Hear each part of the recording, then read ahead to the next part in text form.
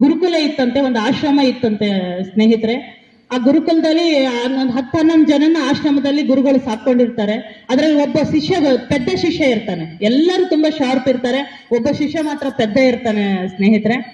ಒಂದ್ ಸಂದರ್ಭ ಬರುತ್ತೆ, ಇವಾಗ ನಮಗ್ ಬಂದಿತ್ತಲ್ಲ ಕೊರೋನಾ ಮಹಾಮಾರಿ, ಆ ತರ ಕಾಲದಲ್ಲಿ ಬರಗಾಲ ಅಂತ ಬರ್ತಾ ಇತ್ತು. ಬರಗಾಲ ಬರುತ್ತಂತೆ. ಬರಗಾಲ ಬಂದಾಗ ಅಲ್ಲಿ ಹೆಂಗ ಆಗ್ಬಿಡ್ತಾ, ಇವಾಗ ನಮಗೆ ಏನು ಇಲ್ಲ ಅಂದಾಗ ನಾವು ಮಠಕ್ಕೆ ಏನಾದ್ರೂ ದಾನ ಕೊಡ್ಲಿಕ್ಕೆ ಆಗುತ್ತಾ? ಆಗಲ್ಲ. ನಮಗ್ ನಾವು ನೋಡ್ಕೊಂಡ್ರೆ ಸಾಕಪ್ಪ, ಮಠಗಳು ಎಲ್ಲಿಂದ ಅವ್ರ ಪೂಜ್ಯರು ನೋಡ್ಕೊಂತಾರ ಬಿಡು ಅನ್ನೋ ಒಂದು ಸ್ಥಿತಿ ಇತ್ತಂತೆ. ಹಾಗಾದಾಗ ಪೂಜ್ಯರು ಕರೀತಾರಂತೆ, ಗುರುಗಳು ತಮ್ಮ ಶಿಷ್ಯರನ್ನೆಲ್ಲ ಕರೆದು ಹೇಳ್ತಾರಂತೆ, ನೋಡಪ್ಪ ಪರಿಸ್ಥಿತಿ ಬಹಳ ಗಂಭೀರ ಇದೆ, ನನಗೆ ಆಶ್ರಮ ನಡ್ಸಕ್ ಆಗಲ್ಲ, ಮುಚ್ಚೋ ಪರಿಸ್ಥಿತಿ ಬಂದಿದೆ. ಹಾಗಾಗಿ ನಿಮ್ಮ ಬದುಕನ್ನ ನೀವು ಕಟ್ಕೊಳ್ರಿ. ನನ್ನ ಆಶ್ರಮದಲ್ಲಿ ಏನೇನ್ ಸಾಮಾನುಗಳಿದೆ, ನಿಮ್ಗೆ ಯಾವ್ದಾವ್ದು ಬೇಕಾಗುತ್ತೋ ಅದನ್ನೆಲ್ಲ ತಗೊಂಡು ಇಲ್ಲಿಂದ ನೀವು ನಿಮ್ಮ ಜೀವನವನ್ನ ಕಟ್ಕೊಳ್ರಿ. ನಾನು ಕೂಡ ನನ್ನ ಹೊಟ್ಟೆಪಾಡಿಗಾಗಿ ನಾನು ಬೇರೆ ಆಶ್ರಮಗಳನ್ನ ನೋಡ್ಕೊಂಡು ಹೋಗ್ತೀನಿ. ಮಠಾಧೀಶಗಳನ್ನ ಅವ್ರ ಸಂಚಾರನೇ ಇರುತ್ತೆ ಆಗಿನ ಕಾಲದಲ್ಲಿ. ಹಾಗಾಗಿ ಹೇಳಿದಾಗ ಎಲ್ಲ ಶಿಷ್ಯರು ತಮ್ಗೇನೇನು ಬೇಕೋ ಆ ವಸ್ತುಗಳನ್ನೆಲ್ಲ ಆಶ್ರಮದಿಂದ ತಗೊಳ್ತಾರೆ.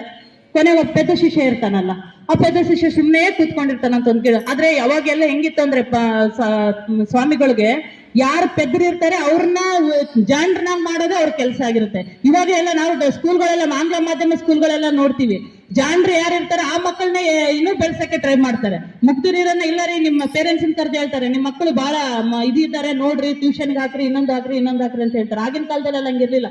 ಗುರುಗಳು ಹೆಂಗಿದ್ರು ಅಂತ ಹೇಳಿದ್ರೆ, ಯಾರು ಪೆದ್ರಾಗಿರ್ತಾರೆ ಅವ್ರನ್ನ ಜಾಂಡ್ರನ್ ಮಾಡೋದೇ ಗುರುಗಳ ಕೆಲಸ ಆಗಿತ್ತು. ಆಗಿದ್ದಾಗ ಎಲ್ಲರೂ ಅವ್ರವ್ರಿಗೆ ಬೇಕಾಗಿರೋ ವಸ್ತುಗಳನ್ನ ತಗೊಂಡು ಹೋಗ್ತಾ ಇರ್ಬೇಕಾದ್ರೆ ಪೆದ್ದ ಶಿಷ್ಯ ಒಂದ್ ಕಡೆ ಕೂತಿರ್ತಾನೆ. ಗುರುಗಳು ಅವ್ರ ಹತ್ರ ಹೋಗ್ತಾರೆ, ಅಯ್ಯೋ ರಾಮ, ನೀನ್ ಇಲ್ಲೇ ಇದೆಯೇನಪ್ಪ, ಎಲ್ಲರೂ ಹೋದ್ರಲ್ಲೋ, ನೀನ್ ಹಿಂಗೆ ಕುಂತಿಯಲ್ಲೋ, ನಿನ್ನ ಹತ್ರ ಕೊಡಕ್ಕೂ ನನ್ನ ಹತ್ರ ಏನಿಲ್ಲಲ್ಲೋ, ಇರೋದನ್ನೆಲ್ಲ ಜಾಂಡ್ರು ಇರೋರು ಎಲ್ಲರೂ ತಗೊಂಡ್ ಹೋಗ್ಬಿಟ್ರಲ್ಲಪ್ಪ, ನಿನ್ಗೇನ್ ಕೊಡ್ಲಿ, ನೀನ್ ಹಿಂಗೆ ಉಳ್ಕೊಂಡ್ಬಿಟ್ಟಿಯಲ್ಲ ಅಂತ ಕೇಳ್ತಾರೆ. ಅವ್ನು ಸುಮ್ಮನೆ ಮುಗ್ಧ, ಏನು ಮಾತಾಡಲ್ಲ, ಏನು ಕೇಳಲ್ಲ. ಆಮೇಲೆ ಈ ಕಡೆ ಆ ಕಡೆ ನೋಡ್ತಾರೆ ಶ್ರೀಗಳು, ಅಲ್ಲೊಂದು ಕತ್ತೆ ಕಾಣುತ್ತೆ, ಆ ಕತ್ತೆನ್ ತಗೊಳ್ತಾರೆ. ಕತ್ತೆನ್ ತಗೊಂಡ್ ಕರೀತಾರ ಅವನ್ನ, ಬಾರೋ, ಈಗ ನನ್ನ ಹತ್ರ ಕೊಡ್ಲಿಕ್ಕೆ ನಿನ್ನ ಹತ್ರ ಏನು ಇಲ್ಲ, ನನ್ನ ಹತ್ರ ಏನು ಇಲ್ಲ ನೀನು ಕೊಡ್ಲಿಕ್ಕೆ, ಇರೋದು ಇದೊಂದೇ ಕತ್ತೆ, ಇದನ್ನ ತಗೊಂಡ್ ಹೋಗ್ಬಿಡು, ಇದನ್ನಿಂದ ಏನ್ ಮಾಡಕ್ ಆಗುತ್ತ ನೀನ್ ಮಾಡ್ಕೋ, ಇದನ್ನ ಕರ್ಕೊಂಡು ಹೋಗ್ಬಿಡು ಅಂತ. ಅವ್ನಿಗೇನು ಗೊತ್ತಾಗಲ್ಲ. ಸರಿ, ಪೂಜ್ಯರು ಕೊಟ್ಟಿರೋದೇ ಪ್ರಸಾದ, ಅವ್ರು ಕೊಟ್ಟಿರೋದೇ ಒಂದು ಇದು ನನ್ಗೆ ಆಶೀರ್ವಾದ ಅಂತ ತಿಳ್ಕೊಂಡು ಆ ಕತ್ತೆ ನೋಡ್ಕೊಂಡು ಹೋಗ್ತಾ ಇರ್ಬೇಕಾದ್ರೆ ಇವನಿಗೆ ಊಟಕ್ಕಿಲ್ಲ ಪಾಪ, ಕತ್ತೆಗೆ ಏನ್ ತಿನ್ನಿಸ್ತಾನೆ, ಕರ್ಕೊಂಡು ಹೋಗ್ತಾ ಇರ್ತಾನೆ. ಒಂದ್ ಸುಮಾರು ಒಂದು ಊರುಗಳು ಇಷ್ಟು ಒಂದು 4-5 ಊರುಗಳು ದಾಟಿದ್ಮೇಲೆ ಊರು ಹೊರಗಡೆ ಹೋದಾಗ ಅದೇನಾಯ್ತೋ ಗೊತ್ತಿಲ್ಲ, ಪಾಪ ಕತ್ತೆ ಸತ್ತೋಗ್ಬಿಡುತ್ತೆ. ಕತ್ತೆ ಸತ್ತೋದ್ ನಂತರ ಅವನ್ ಏನ್ ಮಾಡ್ತಾನೆ, ಇದೇನಪ್ಪ ಗುರುಗಳ ಆಶೀರ್ವಾದ ಇದೊಂದೇ ನನಗೆ, ಇದನ್ನು ಹಿಂಗ್ ಸತ್ತೋಯ್ತಲ್ಲ ಅಂತ ಹೇಳ್ಬಿಟ್ಟು ಊರಾಚೆ ಹೋಗಿ ಅವನೇ ಒಬ್ಬನೇ ಅಗುದು ತೋಡಿ ಅದನ್ನ ಸಮಾಧಿ ಮಾಡಿ ಅದ್ರ ಮೇಲೆ ಒಂದು ಸಮಾಧಿ ಕಟ್ತಾನೆ. ಸಮಾಧಿ ಕಟ್ಟಿ ಅವ್ನಿಗೆ ಸಿಕ್ಕ ಪಕ್ಕದ ಅಡ್ಡಾಡಕ್ ಹೋದಾಗೆಲ್ಲ ಹೂಗಳೆಲ್ಲ ತಂದು ದಿನಾ ಶ್ರದ್ಧೆ ಭಕ್ತಿಯಿಂದ ಬೆಳಿಗ್ಗೆ ಮತ್ತೆ ಸಾಯಂಕಾಲ ಆ ಕತ್ತೆ ಸಮಾಧಿಗೆ ಪೂಜೆ ಮಾಡ್ತಾ ಇರ್ತಾನೆ. ದೊಡ್ಡ ಸಮಾಧಿ ಕಟ್ಬಿಟ್ಟು ಅವ್ನಿಗೆ ಕೈಲಾದಂಗೆ ಪೂಜೆ ಮಾಡ್ತಾ ಇರ್ತಾನೆ. ನಮ್ಮಂತರ ಹೋಗ್ತಾ ಇರ್ತೀವಲ್ಲ, ನೀವು ನಮ್ಮಂತರ ಎಲ್ಲ ಹೋಗ್ತಾ ಇದ್ದೀರ, ಏನಪ್ಪ ಇಲ್ಲೊಂದು ಸಮಾಧಿ ಆಯ್ತಲ್ಲ, ಇದಕ್ ದಿನ ಪೂಜೆ ಮಾಡ್ತಾರಲ್ಲ ಸಂತರು, ಕಾವಿ ಸಂತರು, ಒಬ್ರು ಸಂತರು ಇಲ್ಲಿ ಕುತ್ಕೊಂಡು ಪೂಜೆ ಮಾಡ್ತಾ ಇದಾರೆ ಅಂದ್ಮೇಲೆ ಇಲ್ಲಿ ಏನೋ ವಿಶೇಷತೆ ಇದೆ ಅಂತ ಹೇಳ್ಬಿಟ್ಟು ಹೋಗಿ ಕೈ ಮುಗಿತಾರೆ. ಅಲ್ಲಿ ಹೋಗಿ ಧ್ಯಾನ ಮಾಡಕ್ ಶುರು ಮಾಡ್ತಾರೆ, ಕೂತ್ಕೋತಾರೆ. ಅವಾಗ ಏನಾಗುತ್ತೆ, ಅವರು ಒಂದು ನಂಬಿಕೆಯಿಂದ ಅವರು ಅನ್ಕೊಂಡಿರೋದನ್ನೆಲ್ಲ ಫಲಿಸ್ತಾ ಹೋಗುತ್ತೆ. ಅವ್ರು ಹೋಗಿ ಹಿಂಗೆ ಪ್ರಚಾರ ಆಗ್ತಾ ಹೋಗುತ್ತೆ. ನಿಮ್ಗೊಂದು ಗೊತ್ತಿರ್ಲಿ, ದಾನಿಗಳು ಕೊಡಕ್ ನಿಂತು ಬಿಟ್ರೆ ದೇವ್ರು ತಲ್ಲ ಅಂತ ಹೇಳ್ತಾರೆ ದೊಡ್ಡವರು. ಆ ತರದಿಂದ ಎಲ್ಲಾರು ಬರೋರು, ಅವ್ರಿಗೆ ಸೇವೆ ಮಾಡೋರು, ಕಟ್ಟಡ ಕಟ್ಟೋರು, ಹೂ ಕೊಡೋರು, ಬತ್ತಿ ತರೋರು ಯಾರು, ಎಣ್ಣೆ ತರೋರು ಯಾರು, ಅದನ್ನ ಬೆಳಗಿಸ್ಬಿಡ್ತಾರೆ. ಆ ಮಠ ಇದ್ರನ್ನ ಸಮಾಧಿನ ಇಷ್ಟು ದೊಡ್ಡ ಮಟ್ಟಕ್ಕೆ ಹೋಗ್ತಾರೆ, ಅದೊಂದು ದೊಡ್ಡ ಮಠ ಆಗಿ ಪರಿವರ್ತನೆ ಆಗುತ್ತೆ. ಆದಾಗ ಸುಮಾರು ವರ್ಷಗಳ ಕಾಲದಾಗ ಇವ್ರ ಗುರು ಇರ್ತಾರಲ್ಲ, ಅವ್ರು ಸಂಚಾರಕ್ಕೆ ಹೋಗಿರ್ತಾರಲ್ಲ, ಆ ಗುರು ಬರ್ತಾರೆ. ಗುರು ಬರ್ತಾ ಹೇಳ್ತಾರೆ, ಅಲ್ಲಿ ಏನಪ್ಪಾ ಇಲ್ಲಿ ಉಳ್ಕೊಳಕ್ ಎಲ್ಲಾದ್ರೂ ವ್ಯವಸ್ಥೆ ಇದೆಯಾ, ನಾನು ಈ ತರದ ಸಂಚಾರ ಮಾಡ್ತಾ ಇದ್ದೀನಿ, ನಾನು ಒಂಥರ ಗುರು ಅಂತ ಹೇಳ್ತಾರೆ.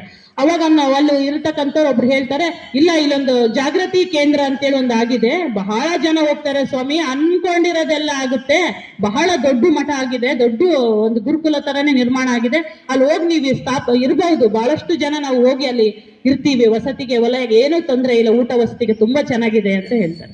ಸ್ವಾಮಿ ಅಲ್ಲಿಗೆ ಹೋಗ್ತಾನೆ, ಸಾವಿರಾರು ಜನ ಇರ್ತಾರೆ, ವಿಜೃಂಭಣೆಯಿಂದ ಪೂಜೆ ನಡೀತಾ ಇರುತ್ತೆ. ಆ ಸ್ವಾಮಿ ಕೂಡ ಹೋಗ್ತಾನೆ.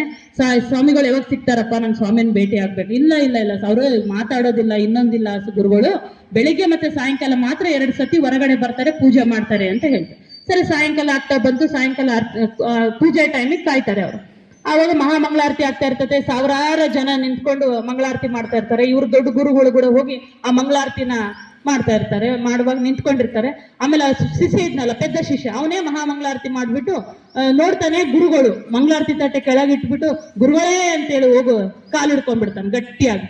ಕಾಲಿಡ್ಕೊಂಡು ಗುರುಗಳೇ ಇದನ್ನ ನೋಡ್ರಿ, ಏನಪ್ಪ ಇಲ್ಲ ನಿನ್ಗೆ ಯಾರು ಅಷ್ಟು ದೊಡ್ಡ ಮಾರ್ಗದರ್ಶಕರು, ಎಲ್ಲಿ ಯಾರ ದೊಡ್ಡ ಸಾಧು ಸಂತರ ಬೆನ್ನು ಹತ್ತಿದ್ದು, ಏನ್ ಇಂಥ ದೊಡ್ಡ ಇದು ಮಾಡ್ಬಿಟ್ಟಿಯಲ್ಲ ಅಂತ ಹೇಳ್ತಾರೆ. ಇಲ್ಲ ಸ್ವಾಮಿಗಳೇ, ಎಲ್ಲ ನಿಮ್ದೇ, ನಂದೇನು ಇಲ್ಲ, ಬನ್ನಿ ಅಂತ ಹೇಳೋರು ಊಟ ಉಪಚಾರ ಎಲ್ಲ ಮಾಡಿ ತನ್ನ ಆಶ್ರಮನೆಲ್ಲ ತೋರಿಸ್ತಾನೆ.